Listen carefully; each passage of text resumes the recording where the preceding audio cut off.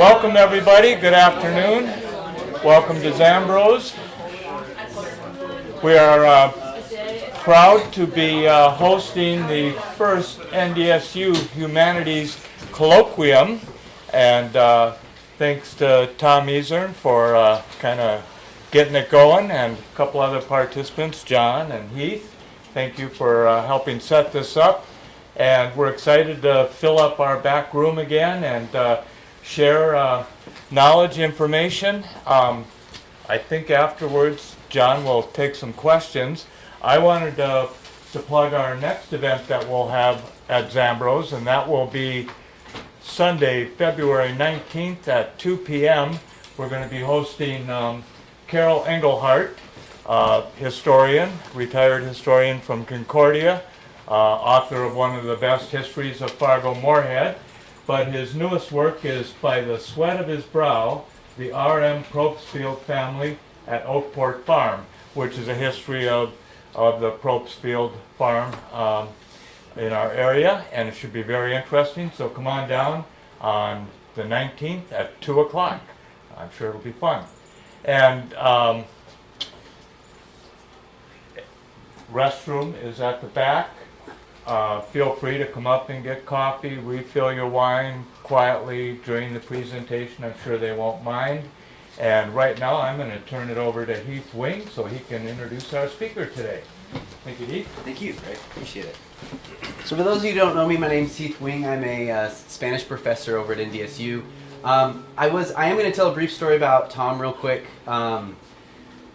Brad and I do a barbecue every year. I'm from Texas. I like to smoke brisket. Brad likes to smoke pig. No, you don't even smoke it. You just throw it. Yeah, anyways. And that was one of the I've known Tom, but I haven't known him well, and that was one of the first time I've really had a conversation. I don't know if you remember this, Tom, and that's all right if you don't. But that's when Tom planted the idea to, maybe we should, do some sort of colloquium, like a public event where, scholars in the humanities from NDSU can get together and discuss their research or the interesting things they're doing. And here we are. So that's kind of, and I want to start off by thanking everyone for coming. I really appreciate this. I appreciate y'all's attendance. I will just real quick plug our our next speaker who will speak at this colloquium. It will probably be in March. We were originally thinking April. This maybe a surprise for my co-conspirator.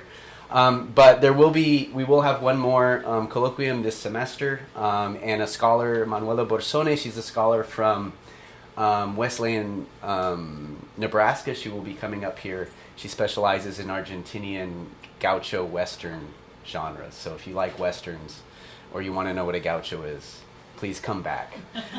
So now, without further ado, I am going to introduce John now. John, I'm not on social media. I'm looking at my notes for his introduction, just so you know. John is a historian of Eastern Europe. He has, he has published extensively. He is especially, he's published a lot of translations of novels. He has translated 10 Serbian novels, 2 Bosnian novels, a Croatian novel, 2 Hungarian. These are all book-length translations, I guess you should say. This is according to my information here. You've translated from the Slovene and the German, and I'll let you know as a translator myself, this is very impressive. He has also won awards for his translations, and he recently won the, the Literary Translator of the Year for the Serbian Pen Center in Belgrade. So congratulations. I know this was recent, and I know this was for a novel that is kind of your crown jewel, I guess you could say, of your translation. So, yeah. And of most worthy note, I just need to mention, I'm going to now, without further ado, most importantly, Katie, his wife, is on my curling team. So, go ahead, John. Take it away. Thank you, Heath. Hi, folks. It's a lot of fun to be the inaugural speaker for this new colloquium, and it's an honor, and it's also a lot of fun for me to get to talk about the Balkans at any time, as my students know. If I'm not giving some digression about Vienna, it's some digression about Belgrade, and they're used to that. That said, most of my students don't know about this other life that I have as a literary translator, so now's your time to find out. My colleagues, many of y'all have heard about it, but you haven't seen much evidence of it, or, you know, we talk about history, we don't mostly talk about translation. So today there'll be some glimpses into these other things that I fill my days with. First of all, my thanks to Greg, the proprietor of this venerable bookshop. Greg, if you're still in the room, thank you for making this back room available to us. This is a unique setting, y'all. This is a great location, and it's the finest bookstore in the Dakotas, so, come back sometime. And thank you to Tom Easern and Heath Wing for conceiving of this series. Thanks to all my colleagues who are here. I see bunches of you from the department and from other parts of campus. And many of my students, including some former students, and my son, who I will not identify, but he's here. So this is awesome. Thank you all for coming. The title of the talk today is Should Historians Translate? And the answer is yes. So there we go. We're done. We're done. Enjoy the wine. I'm going to... as a matter of fact, we should and we do. Most historians translate, and I don't mean to be cagey with my response to this, but historians translate, if you're not an Americanist, anyway, just kidding, you translate all sorts of things. You read in foreign languages as a grad student and as a researcher, and you either learn through a foreign language or you're translating it in your head as you go. That's fine. But I have at least two colleagues who work actively in translation, Dr. Benton and Dr. Perrette, and I don't mean to leave anyone out, but Dr. Burt, hi Sean, works actively in translation as well. And all the language scholars who are here do the same thing. So yeah, we should translate, and we do, but there's a lot more to it from my angle from that. This today isn't going to be a book promotion, but as we've already said, it's the inauguration of a series. And it's my goal, and I think the goal of the founders of this colloquium, to open up a space to show us how the humanities can help us live lives in which passion and inspiration play major roles, right? And to show how the humanities, or the letters, or the liberal arts, whatever you want to call what we're doing here, how they interact with each other and cross-pollinate. This will be an interdisciplinary talk, and many of us do very interdisciplinary things. So here we go. When I was conceptualizing this talk, I thought I could go in one of three directions. With a title like that, having stuck myself with a title like that, now I could go in one of three directions. I could give you a show and tell about the 18 books of translation that I've published and all the individual pieces, which I haven't counted in a while. I could give you tales of woes with editors and weird rights holders and stubborn authors, but I'm not going to do that. It's not going to be a how-to talk, although you can ask questions about that if you want. I could take this in the direction that ultimately is the most important to me personally, which is what have writers from the former Yugoslavia taught me about the former Yugoslavia? What have they taught me about how Yugoslavia worked? Not how it broke up, or how it worked for so long, but how it functioned. Those of you who know me from class know that I specialize in 20th century history, especially communist countries, but also fascist movements. So I'm really interested in literary production as a source, not just as its own kind of production with its own genesis and reception, but as a source for understanding the daily lives of the people in these countries that I'm strangely fascinated with. But I decided to take this mostly in a third direction, which is a set of more general, if not quite theoretical, thoughts on how historical studies and the practice of translation are actually related. I believe, in an interdisciplinary way, that different fields of the humanities communicate with each other. They have cooperative relationships. They are mutually self-reinforcing. And I don't know, I think the most exciting thing I'll say today is when I talk in a few minutes about the common ground that historical study and translation occupy. So, when I ask, should historians translate, even rhetorically, I'm thinking of literature. Because we all, every time we read a foreign language newspaper, right, we're translating in our head, or we all use all kinds of sources. Specifically, in my case, I'm talking about literature. I wrote my dissertation on the foreign policy of Yugoslavia back in the early 90s was when I wrote the dissertation, which there could be nothing further from literary studies than non-aligned movement and Tito's constitutions, etc. But I've been translating now for just over 20 years because 9/11 happened, and there was a lot of interesting movement in literary circles in the U.S. to sort of, as the United States responded to 9/11, people were asking themselves, should we respond only with military force, or should we redouble our efforts to understand the world and why parts of it hate us so much, or how we can actually find common humanity, etc. I think I had done one translation, a Slovene short story, before 9/11 happened. But then I got a call, more likely an email. Again, those of you who know me know I can't even find my phone. So how could it have been a call? It was probably an email. From an editor in New York, one of the only big editors that I know, and she said, we're starting a new publication. It's called Words Without Borders. You should all check this out. It's a fantastic website. And we're looking for this, that, and the other, and she talked about the 9/11 thing, and then she said, what do you have in the pipeline? I said, nothing. I'm a historian struggling. I think I had just gotten tenure at that point. And she said, get us something. We want to publish it. And I'm like, You know, and as you know, anybody who's an academic or a grad student will know, when someone offers you a shoehorn into a publication, you say yes. You say, how high should I jump? So anyway, that's sort of how it started, and then it picks up its own momentum because I've been lucky. I mean, German was the first foreign language I studied. That was in 9th grade, which is no big deal. Everybody studies languages in Europe in elementary school, in the U.S. in high school. But it kind of grew, and I kept acquiring languages, and I was in grad school forever, so I had plenty of time to learn languages, and I've lived in Europe a lot, so I got to have fun with languages. I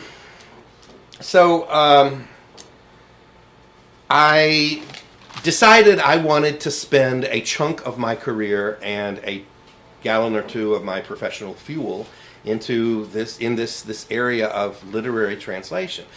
Because I love literature and I love history, but I wanted to do something different. And I wanted to do something besides sit in an archive. And I wanted to do something that foregrounded my languages, which bring me a lot of pleasure, but also it was kind of an homage originally to my parents, who are now both gone, but they had they were both really into language themselves, and they both really, really pushed me and rewarded me for language study and really wanted me to do this. So I thought, this will be cool. I'll do this for a while and see where it goes. And it has taken on this enormous, roaring tsunami life of its own, which is fun. It's great. And I hope it's meaningful. Anyway, so what I do, when I say, translate, let's talk about translation, what I do is, well, like anybody, I write standard history articles, but mostly today they are in the field of intellectual history, which is one of the many, many subfields of the historical trade, right? When I was a graduate student, I didn't do intellectual history. I did political history, and I did diplomatic history, and I ended up writing a biography because the war in Yugoslavia had come, and it was no longer feasible to do the original foreign policy study that I had wanted to do. But intellectual history is the study of ideas as they evolve, right? It's not just the absolute value study of ideas. Intellectual history is ideas in interaction with individuals and institutions. Students, you know my mnemonic devices, right? This is Ashley's nodding her head. All the I's, right? Ideas interacting with institutions and individuals. And as far as literature is concerned, these are texts, right?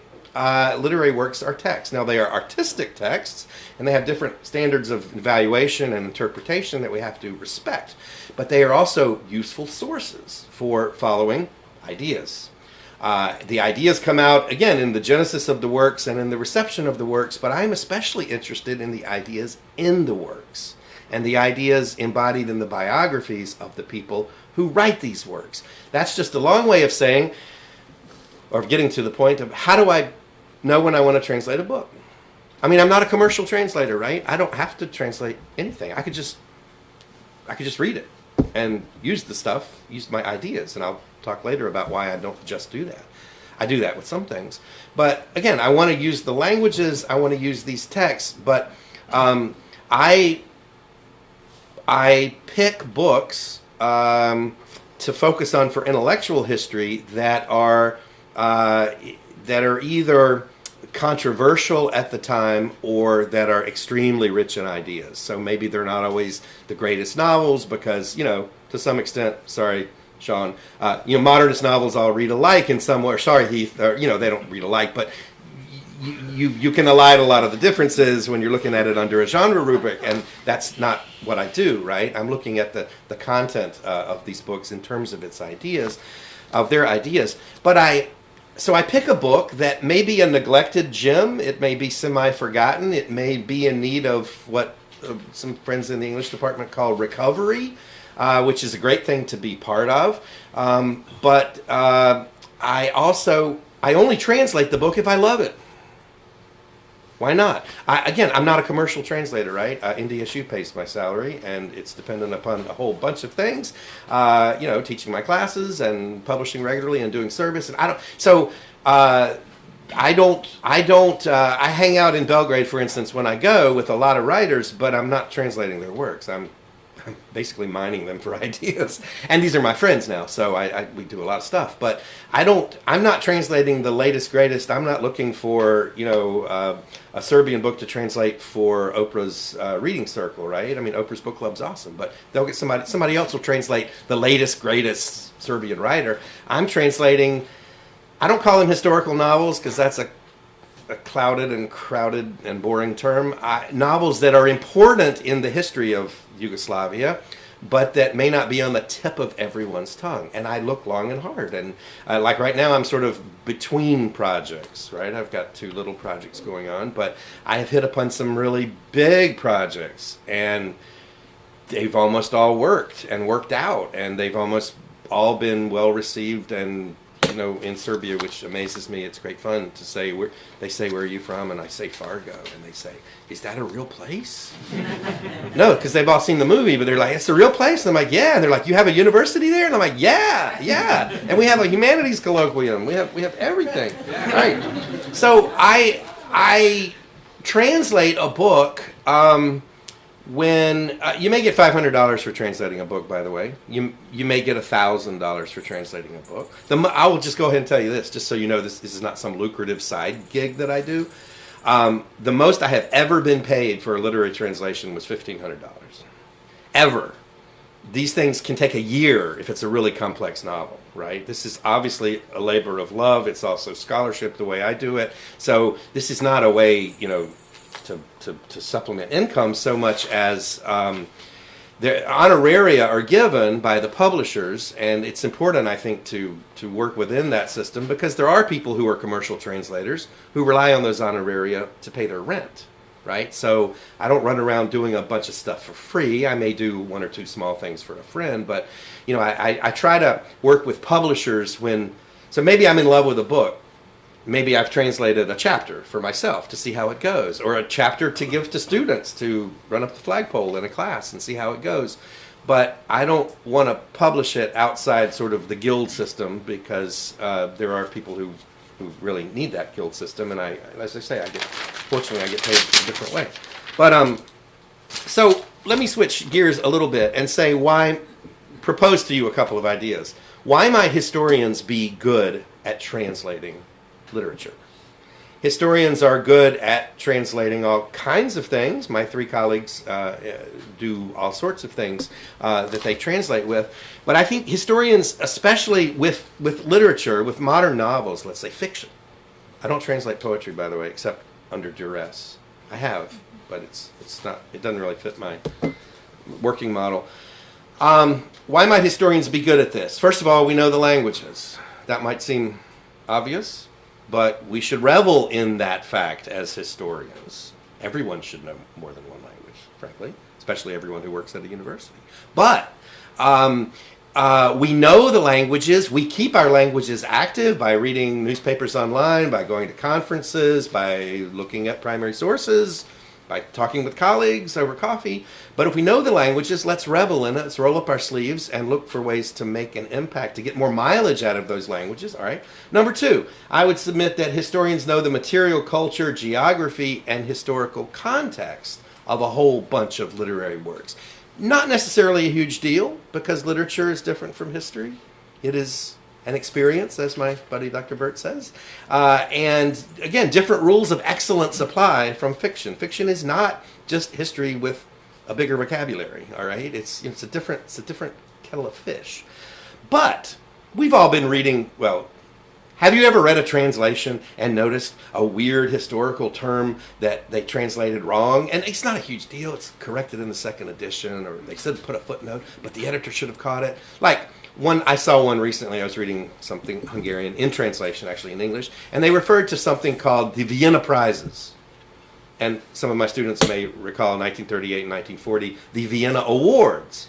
Well, award and prize is the same word in a lot of European languages. But no historian would call what Hitler did in 38 and 40 the Vienna Prizes. They were the Vienna Awards. It was territorial transfer to win Hungary over to the Axis. So those are the kind of mistakes that historians don't make. And it's good to avoid those mistakes. So maybe that's a minor thing, but it's in there. A third reason historians might want to translate fiction is because we have a ready spot to use it. Our classes, right? And again, I don't really, my students here will attest to this. I don't make y'all read my stuff. I mean, that, but I did translate, I remember 20 years ago, I translated an essay about the Spanish Civil War.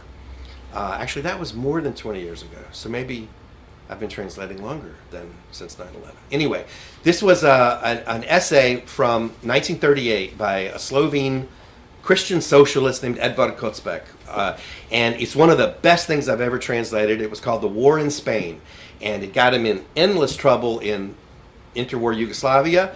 He was not a communist, he was a socialist, but he was a devout Roman Catholic, and he was watching the Spanish Civil War and global reactions to it, and he saw how polarized world opinion was. If you support the Republic, then you must be some kind of atheistic, Bolshevik, nun disinterring church burner. But if you support the church, then you're also supporting Franco and fascism. So where do you come down as your average Central European Christian? Well, Kocbek wrote this incredible essay about that, and about how he works through all of the arguments, the penalties, the biblical injunctions, the social teaching, and at the end he says, I'm a Christian and I support the Republic. And I thought it was wonderful. And I was teaching at a Catholic university at the time, so I shared that with students. Students ate it up. They're like, did you translate this? I'm like, yeah.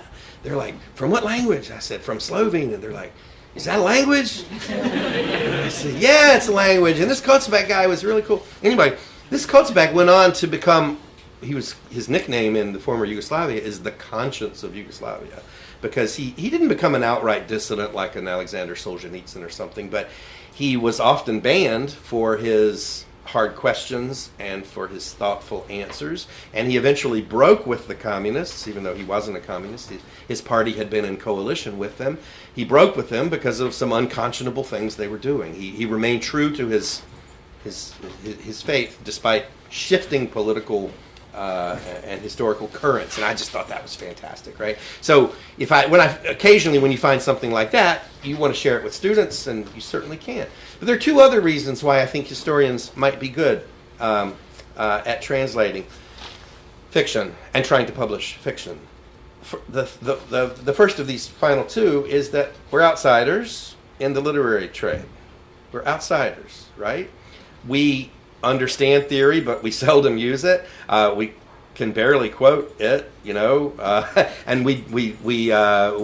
not up on the latest theoretical developments. I mean, I've read Andrea Dworkin, and I've read Edward Abbey, and I can quote a few people, but it's not an active part of what I do. But we understand it. We're welcome in the discussions, but we have a certain freedom to bust canons or to ask questions that other people might be embarrassed to ask. Or we can rescue a book and we can say, I think we should be talking about Biljana Jovanović even though she's not in the canon, or even though she hasn't passed theoretical muster yet, because, and we'll introduce extra literary reasons for dealing with these texts. And I go to a lot of conferences where sometimes I'm the only historian in the room. Not usually, but it can happen, right? And it's a lot of fun to be the leaven in the mass, or to mix things up. Even while our goal is not to be, creative disruptor. Tom, this line's for you. Our goal is not to break it up and sell it for parts. Our goal is to learn and be phosphorescent, right? Be phosphorescent and see how the room looks. The final reason that we might be good at translating fiction is, again, we're outsiders, but yet in another way. We're outsiders because publication and placement of these texts isn't a life and death matter for us.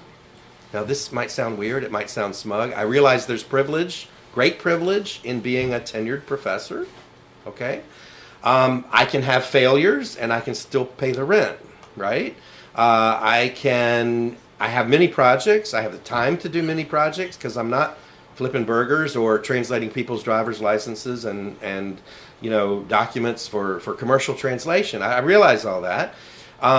But there are a lot of great things in the world that deserve to be read by multiple language groups, right?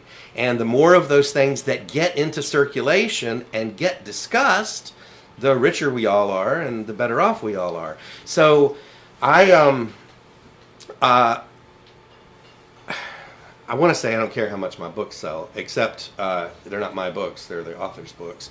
And also Dr. Kelly is in the room, and NDSU Press published one of my translations, so I really care how much this book sells right here. This could have been a simple story by Isla Terzic. Buy it, it's fantastic. It's a Bosnian love novel.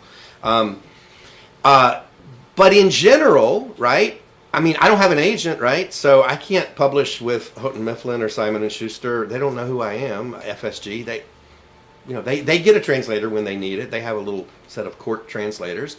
But I go to a university press or more of an artistic press like Dalkey Archive or a lot of the new presses that are being formed, or small presses that I tend to find and latch onto because they're convenient vehicles with lovely, smart people. And they're very happy to talk about publishing translations. So it's not only is it not done for commercial gain, even though money makes the whole process easier, it doesn't. If you only translate books that are going to make the New York Times bestseller list, then we're all going to be reading the exact same books, right? And I'm talking about novels that are important historically. These aren't summer airplane reads or detective novels or, bodice rippers or poolside novels. There's nothing, all reading is good reading, right? And sometimes a book that's like that becomes a classic. Even in Yugoslavia, they had those. I did translate a generational, what's been called a cult novel in Yugoslavia. And it was actually the hardest book I ever translated because it was written in very, very strange 1970s slang from a particular social group, and it was quite hard. But that's never going to be canonical, but it had such huge footprints in history, I thought it was worth it to translate. So, maybe they'll sell 500 copies. All I care about is that libraries get these books above all, and occasionally some emigre gets it from his grandma for a Christmas present or whatever. All right. So let me move on. So sometimes I hear, or I don't often hear, sometimes I ask myself, or I wonder when I am going to hear questions like this. Oh, okay, I did hear this one. This question is from I gave a 2-hour question and answer period about my work at this strange writers retreat in Serbia last September. And there was a historian there. I know this guy from way back. We're actually friends, but he thinks I spend too much time on literature and not enough on history. I'm exposing myself here. And he said, why do you retreat in literature? And then he backed up and he goes, why do so many historians today retreat into literature and linguistics? And I think what he was referring to is the linguistic turn, or the, using post-structuralism in your academic work, et cetera, none of which has any connection to what I do. And I told him, no one's talking about a retreat away from history here. We're talking about mobilizing new sources for history. I said, history is history, and novels don't tell us history. Novels produce texts that are useful as we compile the record of interpretation and causality that is history. Right? So no one's, he was under the impression, Mr. Petrovich was, that historians are giving up because it's so hard to take a stand, or everybody assails you when you say the wrong thing about whatever, happened in 1944 or on January 6th. And, we're afraid of truth. And so we retreat into literature. And I said to him over and over, no. It's not a retreat. It's analysis of new texts so that we can ask new questions and tap into new sources. So then sometimes, here's another question I sometimes ask myself, or wonder if other people will ask themselves or read this. Can't you just use these texts without publishing them? And again, it's a fair question, right? It's a fun question. Sure, of course. I use texts all the time that I don't publish. I mean, I can't translate everything, right? I mean, why would you? So you consult vast numbers of books in any research project, whatever your field. It's when you love a book and you think that other people might love it too because of the doors that it opens into this culture. That's when I want to translate it. A book that, not a coffee table book, here are the ways in which, Austrians are different from Germans. Right? Or here's the way in which the Serbs are really stubborn and sometimes homicidal. I mean, nobody wants generalizations, what I call coffee table books, cheap anthropology. No, nobody wants that, right? We're talking books that offer meaningful insight because they're generated by people living in these societies about the struggles, the feelings, the unanswered questions that they had. These are windows. Like any good book, a novel can bring us a chunk of the world that we can't see, or that is gone, or that we don't have a ticket or a visa for, or that we don't want to go visit because of COVID, or whatever, right? Books bring us stuff. And so when I find a book that I think offers people an enormous experience, intellectual especially experience, that's when I want to translate it. I don't feel like translating everything. And the final sort of big idea. How am I doing on time, Dr. Cooley? You got 5 minutes. Okay. That's the early warning sign, though. I built in an extra 5 minutes beyond that. But don't worry, we're almost done. I would love some questions after this. And I have a couple of, juicy readings from 2 of my recent translations I thought I would close with. So, what's the relationship, then, to get down to cases, between this kind of literary translation that I'm talking about and intellectual history? I've defined intellectual history, kind of working definition there, ideas in interaction with institutions and individuals. But so these literary works, The Cherry Tree by Yuri Koch, recently published up by the digital press at UND, Dogs and Others by Istros Books, which is probably my favorite translation, but definitely the book that I am most glad that I think this is the most important book I've ever translated, ever. I have to be careful where I say that because I've translated some, brilliantly and canonically beloved people in Serbia, and it's not a zero-sum game, right? They're all good. You're good. You're just better, right? But this is the most important book I've ever translated. So these literary works are texts, and texts are artifacts, and artifacts are primary sources, and primary sources have contexts. And that's where the history comes in. The ideas in the books and the context of the author's life, the genesis of the books, and the reception history of the books. In any one of those 4 pockets, you can operate, I believe, as an intellectual historian. It's funny, a couple of years ago, I was at a conference in Belgrade, and the professor introducing me used a phrase for me that I had never heard before. She said, Dr. Cox is a literary historian. And I thought, wow, that's not on my transcript. But what if this is on my transcript, right? It's not in my job description, but I mean, it's just historian, right? But and then I've been called a philologist, and then I've been called an enthusiast, an out of control enthusiast. I've been called all sorts of things, but philologist is not a word that works well in North America, so I'll go with intellectual historian or literary historian. But these are artifacts, and they have context, and that's where we work. There's the teaching function, which I talked about. But so what do I do with these texts when I translate them And if you're interested in how translation works, feel free to ask, but I won't go into that. I don't want to go overboard here. It's fun. Translation is great fun. I haven't translated yet today. I'm getting peevish. All right? I'm only going to have one glass of wine after this because I want to go home and translate. You think I'm kidding. No, I'm not. So one of the things that I do with I've published 18 books. The 18th is in press now. 16 of those were works of literature. I did 2 nonfiction books. Why? For the money. It wasn't a lot of money, but my son will recognize the fact one of these. My daughter wanted to go to French camp one summer at Concordia Language Villages, and we didn't have the money. So I translated a book. It's a book of history. It's called Coca-Cola Socialism. It's in our library. It's a fantastic book of Yugoslav history. The author contacted me, said, we got this. It's a great university press that put it out, and it's going to be this much. And I'm like, I don't usually I just do fiction. I mean, I'm privileged enough.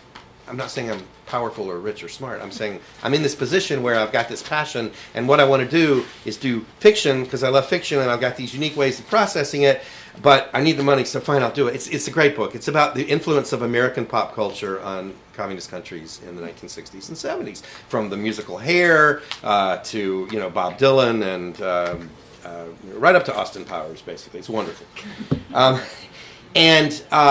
So, for the 2 books of nonfiction that I have translated, I did not do this step that I'm trying to tell you about. I did not write an introduction. I didn't feel that I didn't want to take away as a historian writing about another historian's work. There's a different forum for that, and I didn't feel called to, actually, because these weren't books. Well, I mean, we're talking about humanities, inspiration, and passion. These weren't books that I loved. I liked them enough to translate.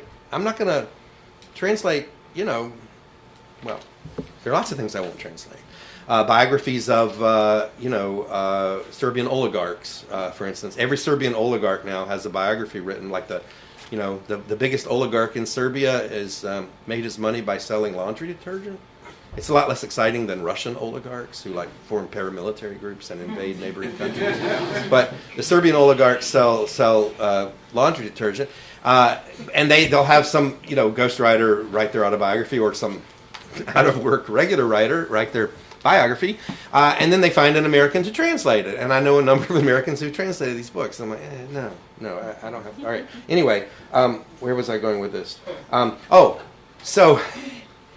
But I picked these 2 books that I did really like, these nonfiction works, but I didn't write an introduction. For the 16 literary works that I've translated, mostly novels, a variety of stuff, I've always written an introduction. That's all I meant to say. I always write a historical introduction or afterword, and as a matter of fact, when a contract comes from a publisher, I don't sign it unless they put in the contract that I'm allowed to write and that they will publish the historical afterword, or not just the translator's preface, which is a given. You get to tell how to pronounce weird diacritical marks, blah, blah. And then you dedicate your translation to somebody. But I write a significant afterword. Sometimes these are 2,000 words, sometimes they're 10,000 words. But that is an effort to contextualize. It's the historian in me interacting with that text. I present schools of interpretation that already exist with footnotes, and I add my own, and I tell what I think the historical value of this work is, etc. I will also comment on literary controversies or innovations, but that's not the primary focus. They are really historical afterwards for these books. So that's one way I make sure that the historian in me gets to take a swing at these things. Another thing that I do in those introductions, and that I have done in another way I use the text, is called, I call it my engagements. I will often work on a single writer for multiple translations. I mean, okay, Danilo Kiš, who is the biggest author, most famous author I have ever translated. Danilo Kiš is the greatest writer to come out of communist Yugoslavia. He died in 1989. He was a fantastic writer, right on the verge of late modernism and postmodernism. He wrote a lot about the Holocaust. He also wrote about Stalinism. Most of his family died either as slave laborers in the Hungarian army on the Eastern Front or at Auschwitz. I've translated 6 works of his. and like he is canonical, he is huge. It was a great stroke of luck to get the first Kiš, and then I met his two former wives, and they supported my work, and they're very gracious, and it's been wonderful to write on him. But I also wrote several articles about Kiš. The other engagement, the other two engagements, there's an Albanian writer whose works I've been in love with for decades. His name is Ismail Kadare. Now, I don't work with Albanians, right? I've never studied Albanian, but all of Kadare's works are translated instantly by his court translators into French. And actually, I learned French just for the purpose of working on Kadare.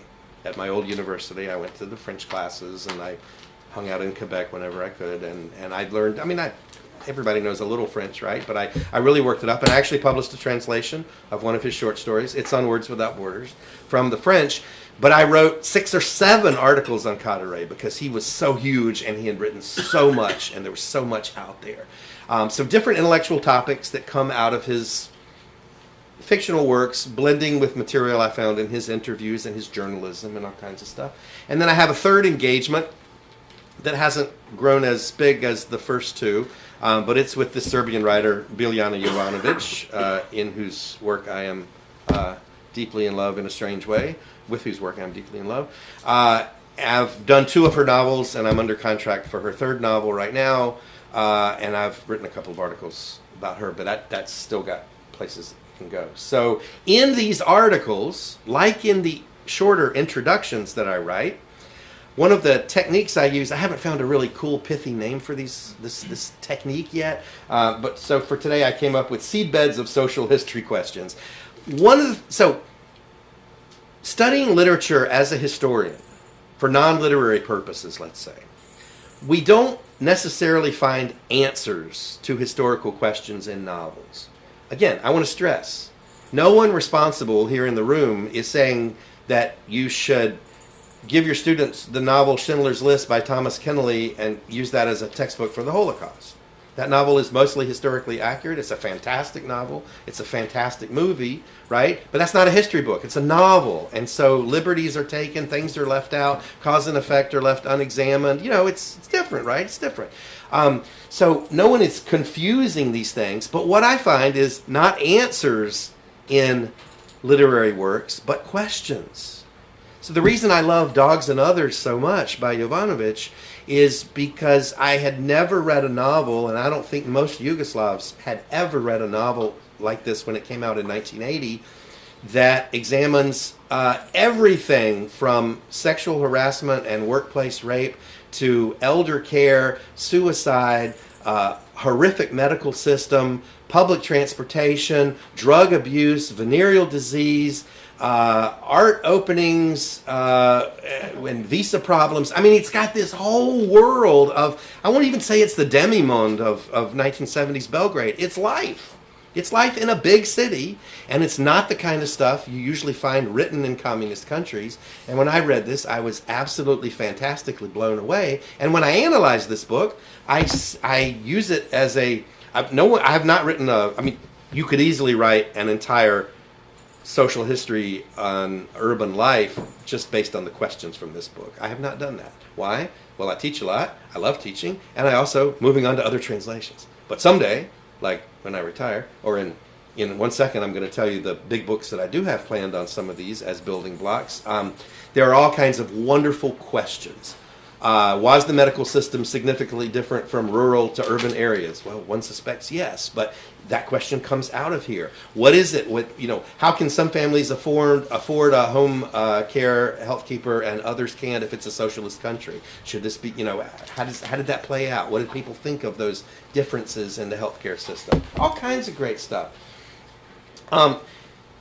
One could also look at biography, reception history, etc., international movements, affiliations of writers. So, in other words, it's wide open because these are texts. And when you recognize, appreciate, respect the difference between fiction and nonfiction, what I'm really after is non-fictional historical contribution here, contribution to historical discourse, but you can use these in the same way that you can use any other texts, and hopefully by translating them create some memorable experiences for readers, open up some doors. Everybody knows if you're taking a history class, often the novels are fun, or your professor wants the novels to be fun, to illustrate certain historical points, right? My Russian history students are about to read this incredible novel by a Russian woman writer, Lydia Chukovskaya. The novel's called Sofia Petrovna.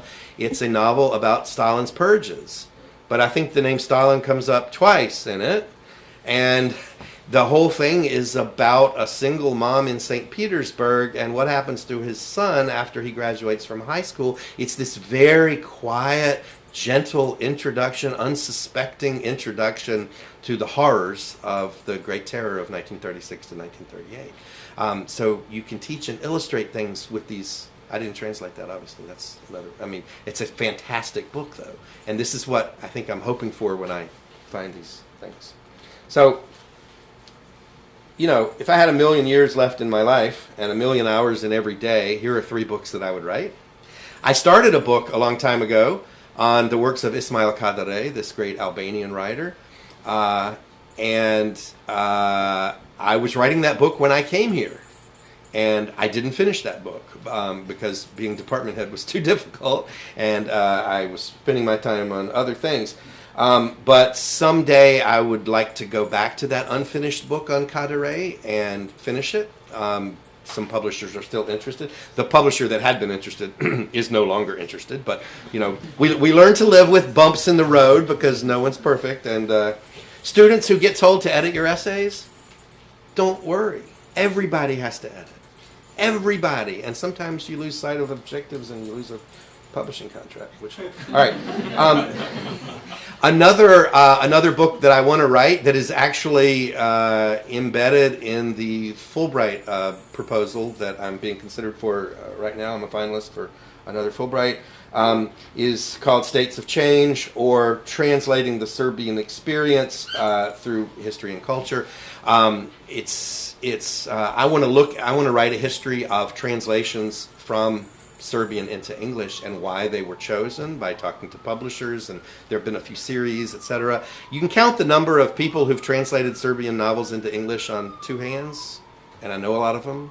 So this would be a fun, and some of them have passed on, but and I want to suggest a slate of books that should be translated from Serbian in the future. Not commercial bestsellers, but books that would really open doors for people who give a blank about that part of the world. And then a final book that for a long time was the only book I said I would write in my retirement from Portugal in a few years. It's something like between, it's hokey, between dissonance and dissidence, or something like that. Because I've noticed I have this trend, something that connects a lot of the writers I have worked on, is the fact that most of them were not political dissidents. Right? And I joke with everybody, I say not everybody can be a Solzhenitsyn or a Havel. Right? The world needs Alexander Solzhenitsyns and Václav Havels. But not every great writer finds him or herself in a position to do that, or even wants to do that. Ismail Kadare, this great Albanian writer, is much more like a Shostakovich. So there are all kinds of parallels that you can draw cautiously. Shostakovich, the Soviet composer, who danced in and out of favor, kept his head on his shoulders, produced wonderful work, produced trashy work at times just to stay alive and keep the paychecks coming. Kadare did the exact same thing in Albania, and you can find that in other countries too. But my point is like the people in between literary experimentation and political dissidence, people who become revolutionary through sort of a French 19th century, almost Baudelairean way of becoming revolutionary by changing the way people express themselves. And that has political ramifications. So there's subtle political dissidence. But this person, Jovanović, would not fit. She's not subtle, right? But Danilo Kiš's experiments, this one that came out from the UND outfit recently, Yuri Koch, this is my first German novel in translation. He's a much more quiet kind of dissident who's not just letting the work speak for itself, but it's the themes as well as the style of the work that make him revolutionary and to some extent transgressive. So those are longer term projects I have in mind. Do I have time to give a brief reading, or should we switch to question and answer mode? Y'all want to hear a brief passage? Okay. The Serb or the Sorb. Juri Koch is a member. He's from Germany, but there is a 70,000 strong Slavic minority inside Germany called Sorbs. I'm not kidding. S-O-R-B. Serb, Sorb. Sorbs. Sorbs. Sound like Serbs win. All right. Maybe we'll have time for. All right. So. Very good, Dr. Jovanović. I agree. So Dogs and Others was written in 1980, and it's about a young 20-something woman in the capital city of Yugoslavia, Belgrade. She's a college graduate.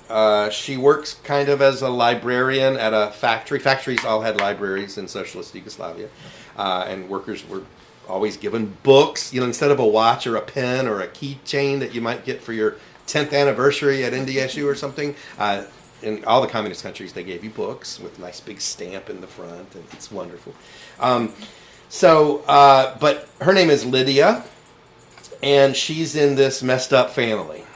Her brother Danilo has a learning disability and is almost housebound and bedridden. He kills himself in a horrific way in the mental hospital at the end of the book. There is no light at the end of this tunnel in this book. My wife, who couldn't be here today, she says, John, it's not a real novel because there's absolutely zero hope in it. She said, it's just this Philippic, it's just this Jeremiah, it's not a real novel. And I said, whoever said anything about happy endings? It's got a plot, and it's a novel. All right, anyway, Lydia, this is also the... how to describe it? The first lesbian novel ever written or published in Yugoslavia, or my publisher chose to put it this way: the heroine of Dogs and Others is the first openly lesbian character in modern Serbian literature. Okay, and there's some interesting love scenes, if that makes you want to read this book. All of which are translated, of course. Anyway, this is a scene of. So in this, she lives in this multi-generational family. She lives with her grandma Jaglica, who is of Hungarian extraction. Serbs are a mixed. Well, Yugoslavia was a very mixed bunch, right? And her brother is Danilo, and Jaglica is dying.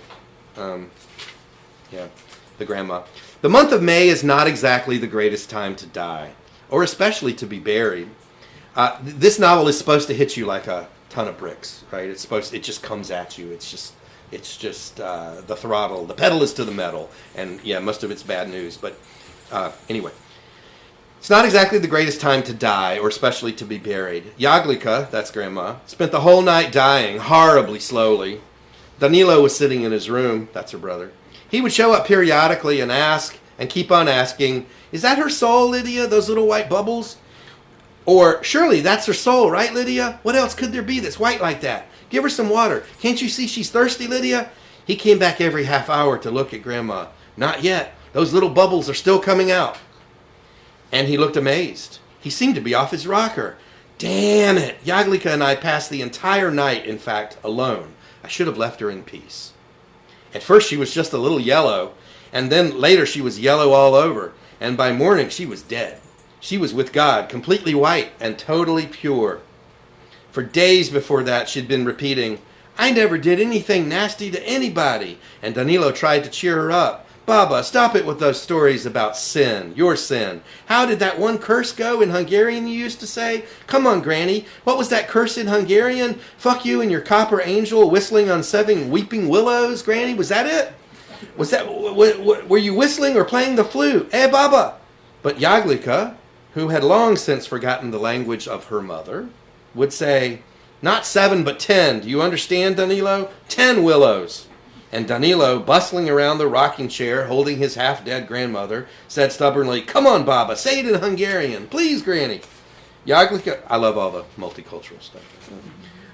Serbs are good at that. Jaglica wasn't paying attention to the fact that everybody was asking her, the real angels and the souls of the dead, to just speak Hungarian and then to think back and tell us about things from the time when she had 2 or 3 shops. They were a family of merchants originally. They had moved from the Hungarian part down to Montenegro once Yugoslavia was created, and then the family moves back to Belgrade. Tell us about the things from the time when she had 2 or 3 shops. It couldn't be worthwhile, and I wouldn't even be worth it. It wouldn't even be worth it to hear Danilo's make one curse in his mother's language, in her language. Jaglica counted off her sins on the fingers of both of her clenched hands, as if she were totting up the receipts from the last 2 hours at her shop down in Nikšić, or as if she were stacking groceries on the shelf opposite the door in that same store. In the morning, when she was dead, she had the face of an embryo.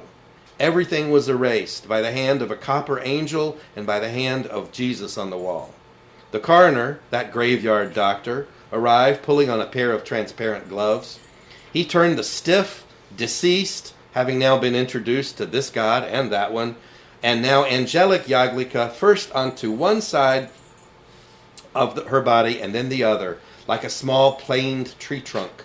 He unbuttoned her shirt, felt for her pulse through her breast, and then flipped her over on her back and tapped 2 or 3 times with his fingers. Danilo said over and over from the doorway, that's the brother again, be careful, she'll break. I mean it, for God's sake, watch out.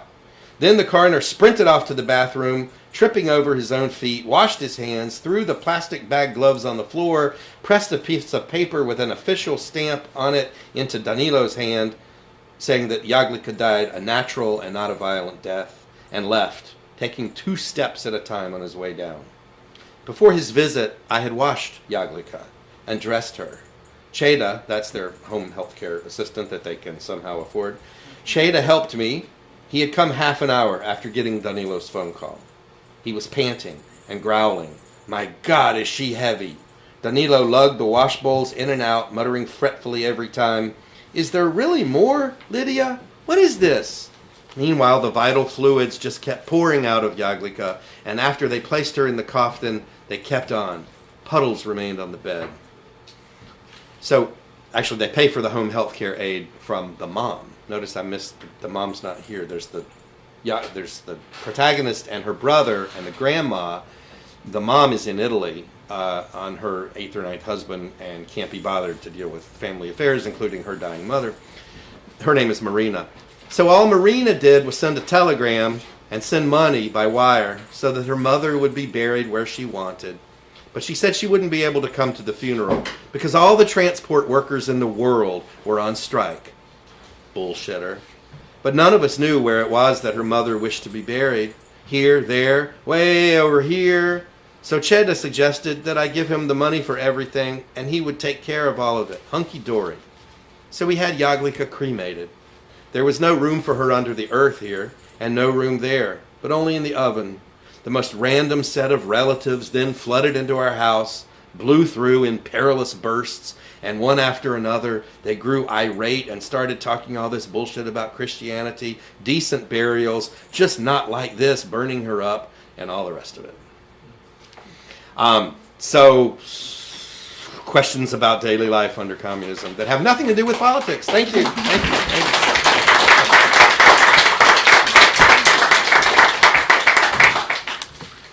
Well, some people are running out of time, but Dr. Eisner still has time. So, question? Happy to answer questions. Comments, brickbats? Yes, Dr. Cooley. So I was wondering, how does the language tell you something different from the recitation of facts? So when you're talking about how you're doing this, history versus the literature, is there a difference in language that's you're looking at that actually gives you a different impression? With literature, you can get to truths and philosophy a different way from the philosophical argument. So I'm wondering if there's something like that for you. That's a great question. That's a lovely thought. I have 2 partial answers to it. One is it's not the language so much as the breadth of experience that's in the books, right? So whereas you might not find a weekly news magazine or a Life magazine equivalent from the late great Yugoslavia might not ever run an article on home health care, AIDS, or sexual abuse at the dentist's office, or in an insane asylum, but you will find those issues addressed in fiction, which is much more personal and where people's emotional concerns are vented. So how would you find, especially if you're not living in that country or didn't live through that country, right? Where do we find the questions? Sometimes it's not how they're expressed, but just the fact that they are expressed, because the breadth of experience is so much greater in a novel. I had another half answer, but I forgot it. Sorry. Okay. So yeah, it's not necessarily the language. It's the topics that are brought up in the works. I'll think of the second half eventually. Carol. I have about 5 questions, but the most specific is what is it like? What is access to publication for many of these writers? Is it, are there a lot of publishers, and do you only ever translate one that's been published, or have you ever taken on that in the process? And also, the fact that you translate some of these things, does it affect or open more doors, or that? Mm-hmm. I have all of the books that I've been part of Englishing have been published in Serbian or other languages originally. First. I was in the archives once on a visit probably close to a decade ago now in Belgrade, and I found 2 unpublished manuscripts by this Danilo Kiš. They were his. He had written 2 screenplays for movies that were never made, but they were complete. They were typed up. They were bound by little sticky European things, and I thought, holy smoke! So his plays had been published in Serbian. So then a day or 2 later, I was having coffee with his first ex-wife, his main ex-wife, and widow. And I said, "Did you know that in the archive downtown there are the 2 screenplays?" And she was like, and I don't think she didn't know me that well at the time, and I'm not sure she completely trusted me. So she's like, "Mm-hmm." So like 4 or 5 months later, I got a book in the mail, and it was those screenplays published in Serbian. Because I had mentioned to her, like, well, maybe that would be a neat thing for me to like do that. I didn't say do this instead of you publishing them, because she takes care of his legacy. Like Dr. Wing, does that sound familiar? Like the Skliar family, the widow taking care of but she went ahead and published them, and I was very glad she did. So I did translate them in with his plays then, and that's one of the volumes that I've done. But typically it's only stuff that has been published. It is a wonderful thing what you describe about what George Steiner would call the reciprocity between a translation that appears an ocean or 2, a continent or 2 away, and the dialogue, the discussion that then has with the original text, right? And it's not just between the translator talking with.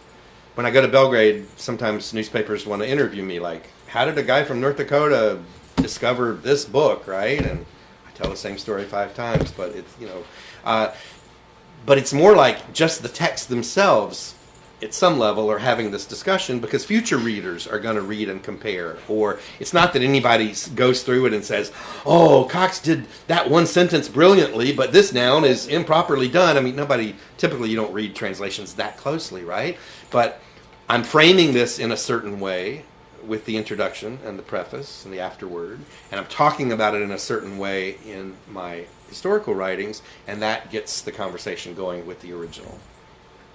And George Steiner, of course, was convinced that books are better after they've been translated. Even the original is better in some mystical way because it's another set of eyes that might not be our eyes, but that we benefit from. So that's a hopeful thought. Don, did you have a question? Was that you? I was wondering if you could talk a little bit more about the kind of disciplinary. Are there disciplinary barriers that you alluded to, kind of sometimes like being the only historian at these places, or like feeling out of place? Like, are there ever does that ever cause kind of like friction, or is it pretty collegial? No, it's very collegial. It's extremely collegial. And I'm not usually the only historian, but I'm usually the only one from the Anglosphere, right, who is doing this much elaborate stuff with it. No, it's the interactions are appreciated. Certainly, I appreciate all the accumulated knowledge as well as all the theory that the literary people have.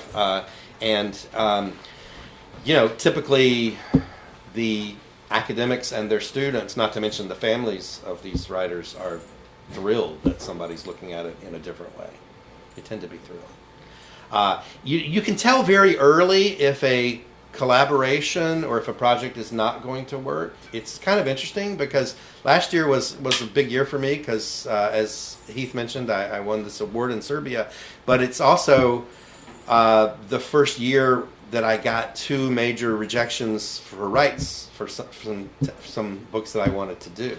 And they're unique things, and it wasn't about me personally, at least one of them. Okay, so, I mean, maybe it was, but no. So one of the writers I really want to work on, and I think there are 2 of his novels that should be on the list of like 20 all-time great yet untranslated books from Serbia. His name is Mirko Kovač. He moved to Croatia when the Yugoslav War started in the early 90s, and he became a Croatian citizen, even though he was a Serb originally. And so the rights to all of his works are in Croatia with a Croatian publishing house. So, no problem. I mean, some of my best friends are Croats. It's fine. It's fine. That was a joke. I found a publisher. Publisher found me who wanted to do a Kovač book. So usually if you have a publisher pretty much lined up and you're a translator who's halfway recognizable, it's not an issue. But the publisher in Zagreb just dawdled, and we sent, here's how we could help fund it, this, that, and the other. I did a sample, all this stuff, right? And, there's no Mirko Kovač in English, and it would just be something. And I had a novel actually called Malvina, which is the name of a local person here in Fargo who our colleague Dr. Smith and Dr. Smith and Dr. Fellows have worked on a different Malvina, but it was a really cool novel. And finally the publisher just called me, or he said, "John, I want to have a Zoom with you from Zagreb." I'm like, "Okay, Sayad, that's fine. What's up?" And he goes, "We're not going to let your publisher and you do this book." And he goes, "I wanted to talk to you first because we admire your work, and but this publisher's too small time." And it's not a small time publisher. I mean, it's not FSG or Simon & Schuster, right? But it's a German publisher, and they do some English work now, and they're good. They're very scholarly. He's like, I'm talking this book around in New York, and we're going to propose you as the publisher. If you find a bigger publisher, meantime, let us know. But we're basically what he was saying is this guy's the goose that laid the golden egg, that he thinks. I mean, okay, Kovač has been dead for, 15, 20 years. Nothing of his is in English. He's not a goose laying golden eggs. He's a fine, fine writer and a man of strong conscience who took a lot of heat because he wasn't a nationalist freak during the wars. I felt like saying to this guy, you can wait as long as you want. And I mean, he's like, we think he might be the next Danilo Kiš. That's the exact phrase that this guy said to me. And I didn't say this because I'm North Dakota nice now, and because I want to have a working relationship with this guy, maybe. I just kept thinking, let me know how that works for you. Right? That's what I wanted to say. Because nobody's going to translate Kovač. Anyway, I would have, and this good publisher. Anyway, so that blew up in my face, and whatever. It's not like personal trauma or anything. But then I had another. I was going to apply for an NEA recently. I ended up not applying for it because I had found the perfect book. Serbian woman writer, like the first major Serbian woman novelist. I've done a lot of women writers from Serbia. Her name was Isidora Sekulic. She died familyless in 1958, but this is her master work, and it's almost in the public domain, but not quite, according to Serbian law. So I had to find out who has the rights to Isidora Sekulic. All right, that's fun. Dr. Wing is doing that now for some books he's translating from Brazil. And so first thing you do is you write to your friends who are publishers in Serbia. I happen to know. I have coffee with everybody when I go, right? So I wrote to Gojko and Željko, and I said, who, and they're like, I don't know, this guy asked this professor, this guy. But the internet, it's super easy, email, Facebook, you find the publisher. All right. The rights to Sekulić's work, and she wrote about 10 or 12 major books, not all fiction. She wrote essays. The rights to this belong to a borough of the city of Belgrade. A borough, not even like Belgrade mayor's office, but like, it'd be like Osgood. It'd be like, not even Westford, like the Horace Town Hall has the rights to, So I try to get in touch with this municipal office. It's called an Opština. It's not the city. It's like a big neighborhood in the city, but they all have, this is where you go like to, get a residency permit or to pay your local tax. I don't know. And I didn't hear back. So I started reaching out. Again, the joys of the internet. I have a friend who lives in that same borough and who's a writer. So I wrote Laura and I said, next time you're down, getting your tax stamp on your driver's license, could you ask them why they don't answer my emails? But she went down there right away and went back and they sent me these forms to fill out. All right. I didn't know the Serbs were so bureaucratic. I fill out all these forms. This is in November, December. The time for the NEA is approaching. I just want their permission. So the NEA had said, you don't have to have a publisher lined up to apply for this support, but you have to have clear permission from the rights holder that you may translate. Usually, you can translate anything you want. You just can't publish it without permission. But if you're applying for an intermediary grant, sometimes they want the indication that you're serious and you've made the connections. Fine. I do this all the time, right? I didn't hear back. So I'm writing a second friend at this point, and they're both calling them. Finally, my friend Laura Facebooks me back, and she says, you're not going to believe this. She said, they're going to reject your claim because you didn't fill out the forms properly. And I said, may I refill out the forms? I'm not, I don't know.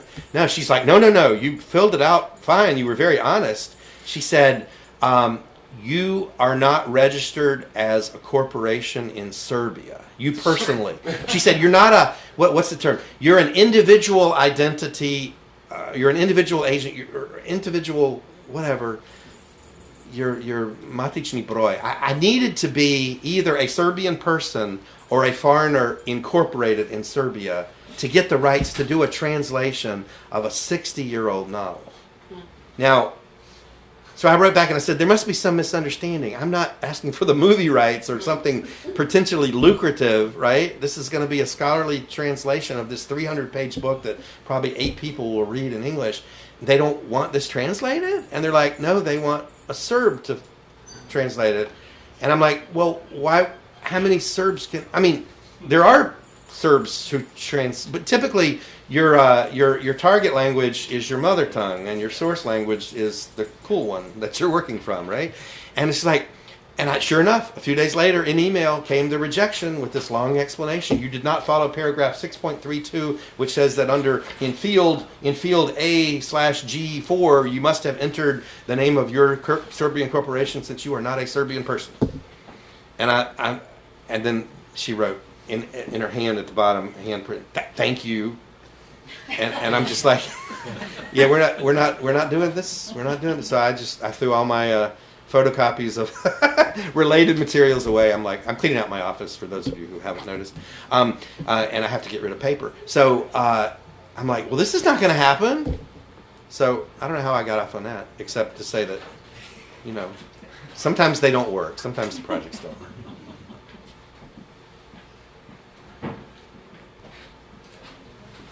Thank you very much for coming and putting up with me. I really appreciate it. My pleasure. If y'all want to grab any more snacks before you leave, I know students are often hungry. Students should graze. Put them in your Graze. pockets if you want. That's okay. Thanks, Dr. Cox. Thank you. We do have copies of John's book by NDSU Press. So Dennis, that question.